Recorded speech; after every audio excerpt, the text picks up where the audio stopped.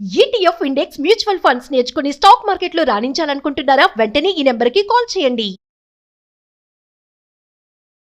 నమస్కారం ప్రియా చౌదరి గారు. నమస్తే నాన్న. ఇప్పుడు మనం న్యూస్ చూస్తూ ఉన్నామండి, సీరియల్ యాక్టర్ చందు చనిపోయినటువంటి విషయము. అంతకుముందు సీరియల్ యాక్ట్రెస్ అమ్మాయి పవిత్ర చనిపోవటము, దాని తర్వాత ఈయన చనిపోవటము, ఈ వరుస ఇన్సిడెంట్స్ ఏ విధంగా ఉన్నాయి అని అంటే వాళ్ళ కుటుంబంలో, దాని తర్వాత సమాజంలో రకరకాల కథనాన్ని వినాల్సిన పరిస్థితి వచ్చేసింది. సో అంటే మన పాయింట్ ఆఫ్ వ్యూ నుంచి చూసినప్పుడు చాలామంది ఎక్స్పెక్ట్ చేస్తారు మీరు ఏం చెప్తారు ఇటువంటి ఇన్సిడెంట్స్కి అని చెప్పేసి. సో దాన్ని బేస్ చేసుకుని అడుగుతున్నాను, మీరు చూసిన విధానాన్ని బట్టి యాక్చువల్గా జరిగింది ఏంటి, మనం ఏ కోణంలో నుంచి దీన్ని చూడాల్సినటువంటి అవసరం ఉందంటారు? ఒక మాట చెప్తాను నాగరాజ్, మన ఎపిసోడ్స్ స్టార్ట్ చేయటం మొదలు పెట్టినప్పుడు చాలామంది నవ్వారు. ఏం నవ్వారు? కుటుంబం గురించి ఎవడు ఆలోచిస్తాడండి, ఫ్యామిలీ గురించి ఎవడు మాట్లాడితే ఎవడింటాడండి, రిలేషన్షిప్ ఇప్పుడు ఎక్కడున్నాయండి, అదండి ఇదండి ఎవడు చూస్తాడండి అని. కానీ కొన్ని వేలు చేసాం మనం, కొన్ని వేల ఎపిసోడ్స్ కేవలం దేని మీద మాట్లాడడం? సంబంధాల మీద. ఏ సంబంధాల మీద? కుటుంబం యొక్క సంబంధాల మీద, వ్యక్తుల మధ్య ఉండేటటువంటి అనుబంధాల మీద, ఆత్మీయతల మీద, వాళ్ళ కుటుంబం పట్ల ఉండే బాధ్యతల గురించి మనం కొన్ని వేల ఎపిసోడ్స్ మనం మాట్లాడాం. ఎవరు ఎన్ని మాట్లాడినా మనం మాత్రం ఆపను లేదు, వాటిల్ని ఎవరు వ్యతిరేకించినా కూడా మనం భయపడను లేదు. కానీ ఇవాళ ఈ రోజు ఎవడెత్తుకోవాలన్నా కూడా అది ఒక డిక్షనరీ కింద ఉండిపోయినాయి ఆ టాపిక్స్ అన్ని. ఇవాళ ఆ తర్వాత కూడా చాలా మంది సైకాలజిస్టులు, సైకియాట్రిస్టులు కూడా కుటుంబ బంధాల గురించి మాట్లాడడం అనేది మనం చాలా మందిని చూసాం. అయ్యో పుట్టుకొచ్చారు, దానికి నేనే లైవ్ ఎగ్జాంపుల్స్ చాలా చెప్పొచ్చు, అంటే ఇది సందర్భం కాదు కానీ చెప్తున్నాను. ఎగ్జాక్ట్లీ. అప్పుడు చూడండి, అంతకు ముందంతా వీళ్ళు ఏం గురించి మాట్లాడేవారు? డిప్రెషన్ల గురించి, మానసిక వ్యాధుల గురించి, మానసిక స్థితుల గురించి మాట్లాడేవాళ్ళు తప్ప అది ఎందుకు వస్తున్నాయి, దేని ద్వారా వస్తున్నాయి, వస్తుంది అనేటటువంటిది రియాలిటీ అప్రోచ్. మనం ఎప్పుడైతే ఆ ట్రీట్మెంట్ ఇచ్చామో దానికి, ఎగ్జాక్ట్లీ అక్కడ నుంచి ఓహో కుటుంబం అంటే ఇది, దీన్ని ఇలా స్ట్రక్చర్ గా చూడాలి, ఒక మదర్ లవ్ ని ఇలా స్ట్రక్చర్ గా చూడాలి, ఒక ఫ్యామిలీని ఇలా స్ట్రక్చర్ గా చూడాలి, and wife and husband relation ఇలా చూడాలి. ఈ వీటిలో తప్పులు ఎక్కడైనా ఉంటే మీరు మైక్రో లెవెల్లోకి వెళ్ళి ఆ మైక్రో లెవెల్ నుంచి లాగే విశ్లేషణ చేసి మరి ఇది అని చెప్పిన తర్వాత మన వీడియోస్ కింద పెట్టినటువంటి వాళ్ళు ప్రియా చౌదరి గారు దీని మీద రియాక్ట్ అయితే బాగుంటుంది అని కింద కామెంట్ బాక్స్ లో పెట్టిన సందర్భాలు కోకొల్లు ఉన్నాయి. సో ఇటువంటి ఇన్సిడెంట్స్ కూడా ఇవాళ దీన్ని ఎలా చూడాలి, తప్పుగా చూడాలా, ఇంకొక రకంగా చూడాలా అనుకునేటువంటి వాళ్ళు చాలా మంది ఉన్నారు. ఒక విషయం నేను చెప్తాను నాగరాజ్ గారు, ఫస్ట్ నేను ఇన్సిడెంట్ జరిగినప్పుడు నేను అసలు పట్టించుకోలేదు, అసలు నేను ఇగ్నోర్. ఎందుకంటే ఎన్నో జరుగుతూ ఉంటాయి, పొద్దున్న లేస్తే యాక్సిడెంట్లు జరుగుతాయి, అవి జరుగుతాయి, టీవీ వాళ్ళు కానీ వీళ్ళు కానీ ఇంటర్వ్యూలు వేస్తున్నారు, ఏదో ఒక పర్సన్ అయితే మాత్రం హైలైట్ అవుతున్నాడు, ఏదో జరుగుతున్నాడు, అది కూడా తీసి పక్కన పెట్టు. కానీ సడన్గా ఇవాళ సూసైడ్ అనేటటువంటి ఒక థాట్ ఒక్కసారి మనుషులందరినీ ఒక్కసారి అయోమయానికి గురి చేసింది. ఏ అయోమయానికి గురి చేసింది అని అడుగు. అసలు ఈ పిల్లాడిది అమర ప్రేమ, లేకపోతే వీళ్ళిద్దరి మధ్య ఉన్నటువంటి బాండింగ్ అంత అద్భుతమైన పవిత్రమైనటువంటిదా? ఇలాంటివన్నీ మాట్లాడుకోవాలనా వద్దా? మాట్లాడుకుంటే ఇది సహేతుకమైనది కాదు, మాట్లాడుకోకుండా ఉండాలంటే ఇది ఎలా జరిగింది? ఆవిడ చనిపోవడం ఏంటి, ఆవిడ చనిపోయిందని ఉండలేక ఆత్మహత్య చేసుకోవడం ఏంటి, ఇంత అద్భుతమైన ప్రేమ బంధం ఏంటి అని. ప్రేమ బంధం ఏది కాదు, వాస్తవం చెప్తున్నా, ఉన్మాదం అంటారు దీన్ని, ఉన్మాదము. అతని సిచ్యుయేషను ఒకసారి మీరు గమనించండి, మొదటి నుంచి అదే ప్రవర్తనతోటి ఉన్నాడు అతను. ఎలా? ఈమె ప్రేమను అంగీకరించటం కానీ, ఈమెతోటి పరిచయాలు అవి ఎంత సాఫ్ట్గా ఉన్నాయో బయటికి రాలా. బట్ ఎప్పుడైతే ఈమెతోటి కలిసి జీవించటం అనేది అతను మొదలు పెట్టాడో, ఒక గ్రాటిట్యూడ్ ఉంది అని చెప్పేసి అని మాట్లాడుతున్నారు. అతని గ్రాటిట్యూడ్ ఉంది, ఎందుకంటే అతనికి స్క్రీన్ మీద అద్భుతమైనటువంటి జీవితాన్ని వదిలేసుకుని వచ్చి ఒక పిచ్చి స్క్రీన్ మీద కనిపించాలనేటటువంటి ఒక పిచ్చితోటి అతను వచ్చి అక్కడ కుదేలైపోతే ఈమె ఒక సపోర్ట్ ఇచ్చింది, సపోర్ట్ తోటి నిలబడ్డాడు. ఎంతవరకు ఉండాలి? నిజంగా చెప్తున్నా, పొద్దున్న లేస్తే నీకు కానీ నాకు కానీ మనకంటే పెద్దవాళ్ళు, మనకంటే చిన్నవాళ్ళు, మన ఏజ్తో సమానంగా ఉన్న వాళ్ళు ఎంతమంది ఎన్ని హెల్ప్లు చేస్తున్నారు నాగరాజ్? అవును. ఆ హెల్ప్ చేసినందుకు మనం ఏ కృతజ్ఞతతో ఉంటున్నాం? కృతజ్ఞత ఇచ్చే హెల్ప్ చేసిన వాడితోటి నీకంటే పెద్దవాడైతే ఒక అన్నగానో, నీకంటే చిన్నవాడైతే తమ్ముడుగానో, నీ సబార్డినేట్ అయితే ఒక ఫ్రెండ్ గానో తీసుకుంటున్నావు. ఏదో ఒక రిలేషన్ అక్కడ ఉంటుంది, ఫ్రెండ్ లేదా తోడబుట్టినాళ్ళు లేదా నీకంటే చిన్నవాళ్ళైతే నీ స్టూడెంట్ గానో ఉన్నాయి. ఆలోచనలన్నీ ఎలా ఉన్నాయి? పర్ఫెక్ట్ గా ఉన్నాయి. అంటే గ్రాటిట్యూడ్ లెవెల్ ఎంత ఉండాలో అంతే. ఎస్, ఆ గ్రాటిట్యూడ్ లెవెల్ ని నువ్వు దేనితోటి అనుసంధానం చేసుకున్నావు? నీకు ఏ విధంగా హామ్ చేయనటువంటి ఒక రిలేషన్ లోకి తీసుకొని వెళ్ళావు. అర్థమైందా? నువ్వు ఎందుకు అలాగే నీకంటే పెద్దదాన్ని ఇక్కడ ఉన్నా, ఇన్ని సంవత్సరాలు జర్నీ చేసి వచ్చినాం మనము. ఎంతైనా సరే, ఎంత ఇది చేసినా కూడా టక్కమని నువ్వు నన్ను అమ్మ అని ఎందుకు పిలిచినావు? నేనెందుకురా నిన్ను అరే ఊరే నా బిడ్డ అని నేనెందుకు మాట్లాడుతున్నాను? ఈ రిలేషన్ ఎన్ని సంవత్సరాలైనా ఎవరికి ఫరక్ పడదు, ఏ కుటుంబాన్ని నాశనం చేయదు, ఏ వ్యక్తిగత జీవితాల్ని చిన్నాభిన్నం చేయదు, ఏ వ్యక్తిని కూడా ఇలాంటి ఉన్మాదమైనటువంటి స్థితికి తీసుకువెళ్ళదు. ఉన్మాదం అని నేను ఎందుకు అంటున్నాను అనంటే, నీ వయసు ఏంటి, ఆమె వయసు ఏంటి, వయోభేదాలు కూడా ఇక్కడ పనిచేస్తాయి. ఇతని యొక్క గ్రాటిట్యూడ్ ఎల్లలు దాటిపోయింది. దాన్ని గ్రాటిట్యూడ్ అనాలా లేకపోతే ఇంకేమనాలి? రైట్, ఇతని గ్రాటిట్యూడ్ ఎల్లలు దాటిపోయింది, ఆవిడ పట్ల చూపించాడు. మరి ఆవిడ ఏ గ్రాటిట్యూడ్ తోటి ఇతన్ని ఇన్వైట్ చేసింది జీవితంలోకి? ఇది ఒకటి మనం ఆలోచించాలి కదా. ఆలోచించాలా వద్దా? మనం ఇక్కడ ఒక one side of the coin అందరు చూస్తున్నారు ఏంటి అంటే, అతను గ్రాటిట్యూడ్ తోటి ఉన్నాడండి అని అంటే, గ్రాటిట్యూడ్ అంటే పెళ్ళాం పిల్లల్ని వదిలేయాలా అంటే, నీ ఒక్క దీన్ని స్క్రీన్ మీద చూపించుకోవాలి. నీ చిరకాల కోరిక, చిరకాల వాంఛ తీర్చినందుకు నువ్వు నీ కుటుంబాన్ని, నిన్ను కన్నవాళ్ళని, నువ్వు కట్టుకున్న వాళ్ళని కూడా వదిలేసేసి తాత్కాలికమైనటువంటి వచ్చిన ఒక మనిషిని, ఆ మనిషిలోకి అది కూడా ఈడు జోడు కాదు, ఆ సంబంధం రిలేషన్ కూడా కరెక్ట్ రిలేషను కాదు, మీరు అర్థం పర్థం లేనటువంటి రిలేషన్లోకి, ఒక ప్రేమోన్మాదంలోకి వెళ్ళిపోయి మీరు ఒక రిలేషన్ని పెట్టేసేసుకొని మీ హద్దులు దాటేసేసి దాన్ని ప్రపంచానికి ఏం చూపించారు? We are in live in relationship అన్నారు. ప్రపంచం ఎందుకు నోరు మూసుకుంది నాగరాజు? వాళ్ళ చుట్టూ ఉన్న వాళ్ళకి తెలియదా వీళ్ళు చేస్తున్నది తప్పు అన్న సంగతి? ఎందుకు నోరు మూసుకుని కూర్చున్నారు అని అంటే, మా జీవితం మా ఇష్టం అని చెప్పేసి ఒక ఏడుపులు ఏడుస్తున్నారు కదా ఇప్పుడు అందరూ కూడాను. నీ వ్యక్తిగత జీవితంలో ఇప్పుడు నన్ను ఎంత అమ్మ అని పిలిచినా, అరే ఏంట్రా నేను మాట్లాడితే, నా ఇష్టం అమ్మా, తర్వాత చూసుకుందాం, నీదేమన్నా ఉంటే మాట్లాడేస్తాం. ఆ స్థితి వచ్చేసింది ఇవాళ. అవును, ఆ స్థితి అందరిలోనూ ఎవడేమైపోతే నాకేంటి, నేను బాగున్నాను, నాన్ను గురించి క్వశ్చన్ చేసే హక్కు నీకెవరిచ్చారు అంటున్నారు. రైట్, బాగుంది, కానీ నువ్వు ఇలా విచ్చలవిడితనంగా ఉండే హక్కు నీకెవడిచ్చాడ్రా అని తిరిగి అడిగేవాడు ఉన్న రోజున అన్ని సంసారాలు బాగుంటాయి, అన్ని జీవితాలు బాగుంటాయి. మరి దీన్ని ఎలా చూడాలండి? అంటే మీరు ఉన్మాదం అని చెప్పారు కదా, పర్వర్టెడ్నెస్ అంటారు కరెక్ట్ గా ఇంగ్లీష్ పదం వాడడానికి. ఎందుకంటే హద్దులు మీరి ఏది ఉండొద్దు నాన్న, ఏది హద్దులు మీరి ఉండొద్దు. ఇప్పుడు కొన్ని కాపురాలు చూస్తున్నాం మనం, మళ్ళీ కుటుంబ విషయానికే వద్దాం. తల్లికి విపరీతమైన ప్రేమ కొడుకు మీద ఉంది అని అంటే, ఆ కొడుకు కాపురం సంకరాగిపోద్ది. అవునా కదా?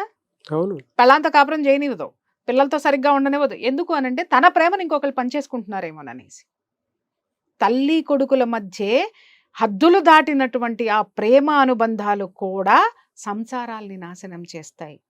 అటువంటప్పుడు పరాయి వాళ్ళ పట్ల నువ్వు చూపించేటటువంటి గ్రాటిట్యూడ్కి ఒక హద్దుగి, అది అక్కా చెల్లి అనాల్సిన అవసరం లేదు, అమ్మ అని అనాల్సిన అవసరం లేదు.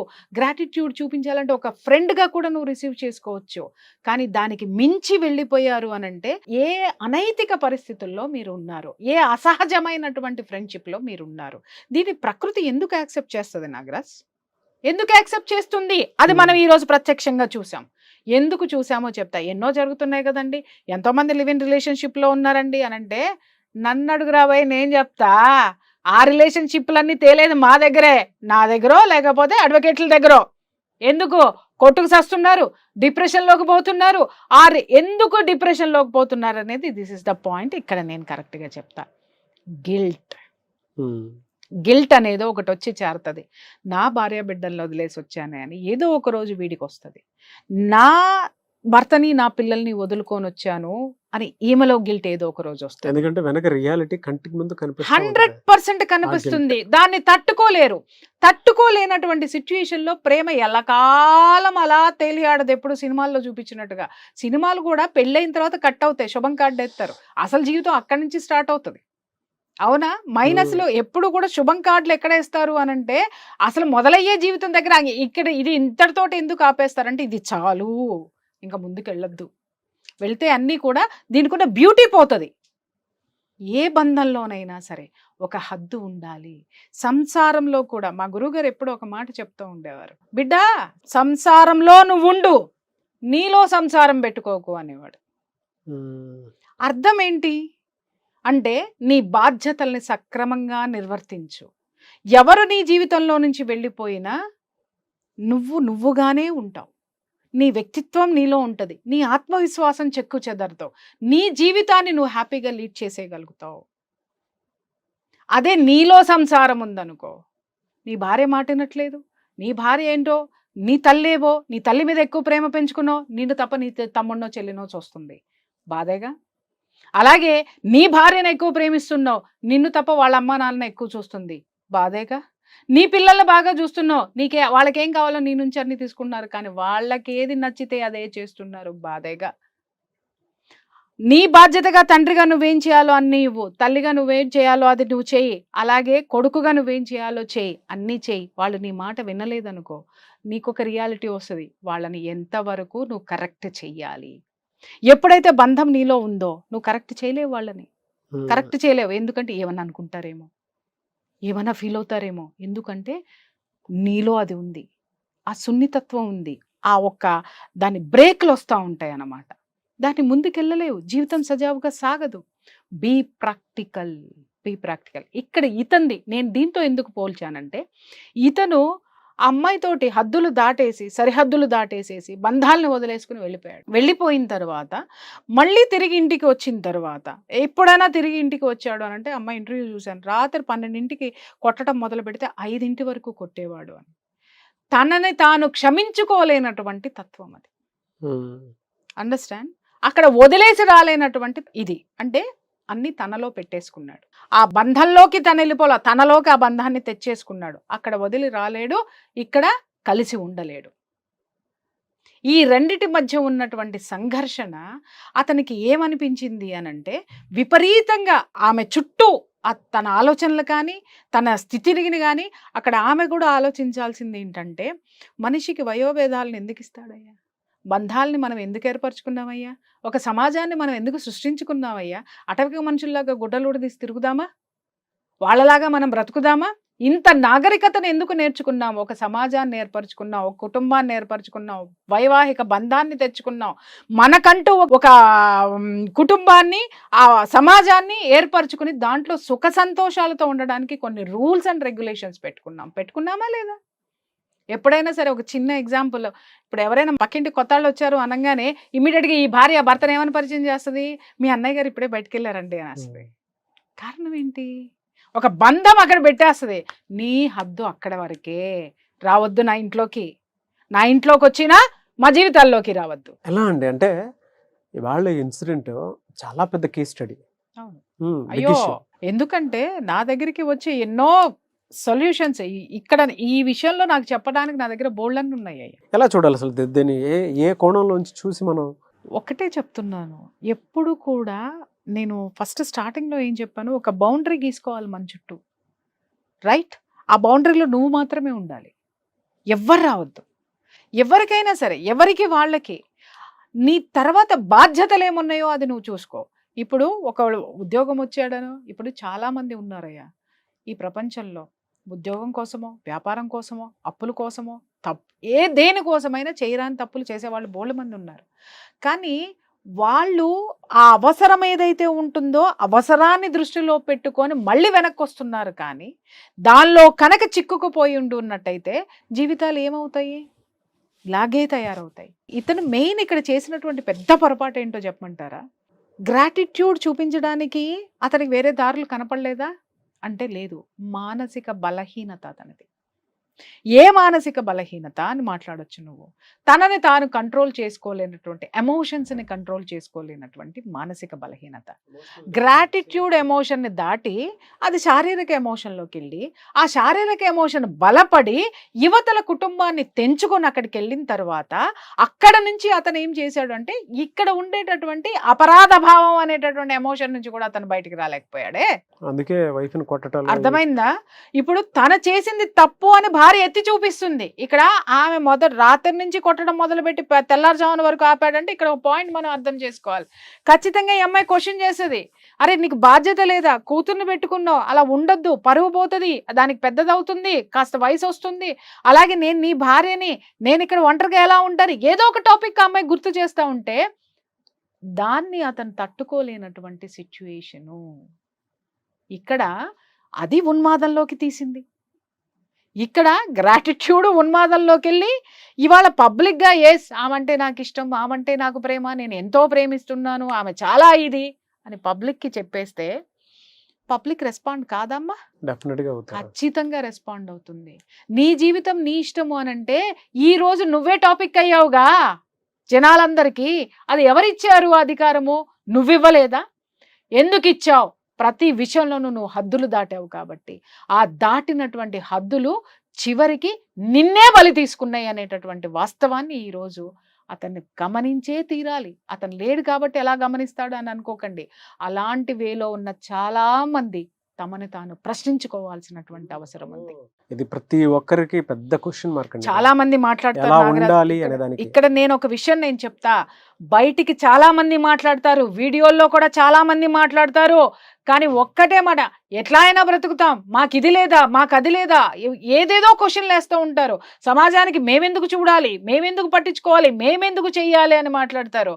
కానీ తిరిగి తిరిగి తిరిగి మళ్ళీ వీళ్ళు ఈ సమాజానికి సమాధానం చెప్పలేకే వాళ్ళ జీవితాలను అంతం చేసుకున్నటువంటి జీవితాలు కోకొల్లలు నాకు తెలుసు, మనందరికీ తెలుసు. వీళ్ళు సమాజంలో తల ఎత్తుకోలేక తిరిగి ఆ సమాజంలో ఉన్నటువంటి వాళ్ళ యొక్క ప్రపంచంలోకి రాలేక, వాళ్ళ యొక్క ప్రపంచం ఎక్కడుంది? సమాజంతో అనుసంధానమై ఉంది. క్వశ్చన్కి ఆన్సర్ ఇవ్వలేక ఈరోజు అతను సూసైడ్ ఎందుకు చేసుకున్నాడు చెప్పండి? ఆ అమ్మాయి చనిపోయిందని చేసుకోలేదండి, అతను డిక్లేర్ చేశాడు. ఆ ప్రేమావేశంలో ఆ మోహావేశాన్ని మొత్తాన్ని మీడియా ముందు వెళ్ళగక్కేశాడు. ఎస్ షీఈ్ మై లైఫ్ అని చెప్పేసాను, నేను ఆమంటే చాలా ఇష్టం అని చెప్పేసాను. అతనిలో ఉన్నదంతా బయటికి కక్కేశాడు. అది చరిత్రలో నిలిచిపోతుంది. ఇప్పుడు మళ్ళీ వెనక్కి వెళ్ళాలి. రీల్ వెనక్కి తిప్పండి. వెనక్కి తిప్పిన తర్వాత రేపొద్దున ఆ బిడ్డ కానీ, తన కన్న బిడ్డ కానీ, తన కన్న తల్లి కానీ, తన కట్టుకున్నటువంటి భార్య కానీ రేపొద్దున లైఫ్లో క్వశ్చన్ చేస్తే మళ్ళీ వెనక్కి రావడానికి వీడలేదు. ఎమోషన్స్ చూడండి, కంట్రోల్ లేని ఎమోషన్స్, మన నోటి తొందరతనము, మన యొక్క అందుకే అంటారు ఎమోషన్లో ఏ డెసిషన్స్ తీసుకోవద్దు, ఏ మాటలు మాట్లాడద్దు అని చెప్తారు. కంట్రోల్, మన మైండ్, మన మనసు, మన నాలుక మన ఆధీనంలో ఎప్పుడు ఉండాలి. ఇక్కడ ఏంటి, అది డిక్లేర్ చేసేసిన తర్వాత ఎమోషన్లో డిక్లేర్ చేసేసాడు అతను. మన వాళ్ళందరూ గొట్టాలు తీసుకెళ్ళి పెట్టేశారు. పెట్టిన తర్వాత అతను చెప్పాలి, అతను ఎమోషన్ని ఎక్స్ప్రెస్ చేసుకోవడానికి ఆవిడ వినడానికి ఆవిడలేదు. మీడియా ఉంది కాబట్టి మీడియా పరంగా జనాలందరికీ ఎమోషన్ పనిచేశాడు. ఇప్పుడు ఇంటికి వెళ్ళాలి. ఇంటికి వెళ్ళిన తర్వాత పర్మనెంట్గా ఆమె నా గుండెల్లో ఉండిపోయిందని నువ్వు చెప్పిన తర్వాత వీళ్ళు రేపొద్దున నన్ను ఎలా రిసీవ్ చేసుకుంటారు? ఎందుకంటే ఎక్కువ భాగము రీసెంట్గా ఆమెతోటే ఉన్నాడు, వీళ్ళతో అటాచ్మెంట్ లేదు. వీళ్ళ పట్ల అపరాధ భావం ఉంది తప్ప వీళ్ళ పట్ల ప్రేమ లేదు అతనిలో, వ్యామోహము. ఇక్కడ ఇంకొక విషయం చెప్తాను, ఇతనికి ఎవరి మీద ప్రేమ లేదు, తన మీద తనకే ప్రేమ లేదు. కాబట్టే ఎలా వంగాలో అలా వంగిపోయాడు, ఎక్కడ వంగాలో అక్కడ వంగిపోయాడు. వంగిపోయిన తర్వాత తనకు అస్తిత్వాన్ని కోల్పోయాడు. ఆ కోల్పోయినటువంటి అస్తిత్వాన్ని తిరిగి ఎలా తెచ్చుకోవాలి అనడానికి తన మస్తిష్కం పని చేయలేదు. కాబట్టి అతను ఈరోజు ఈ పని చేశాడు. సుమన్ టీవీలో మీ పర్సనల్ అండ్ బిజినెస్ ప్రమోషన్స్ కోసం కింది నెంబర్కి కాంటాక్ట్ చేయండి.